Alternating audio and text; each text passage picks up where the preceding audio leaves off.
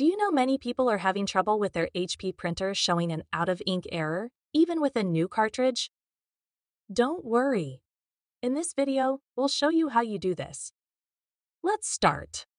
Step 1. Verify cartridge. Ensure the cartridge is an original HP product for accurate ink level detection.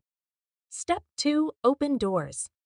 Open the printer's front and cartridge access doors to access the ink cartridges. Step 3. Check cartridge. Remove the red cartridge carefully and check for any remaining protective strips. Step 4. Reinsert cartridge. Reinsert the cartridge into the correct slot and ensure it clicks into place securely. Step 5. Reset printer. Close all doors and let the printer reset to recognize the newly installed cartridge. Step 6. Clean printhead. Perform a printhead cleaning cycle using the printer's maintenance menu if necessary. After following these steps, your printer should accurately recognize and use the new cartridge. Still need help? Visit our website for the complete manual.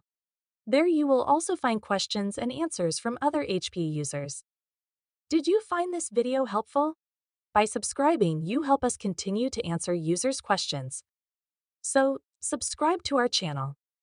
Thanks for watching, and see you in the next video.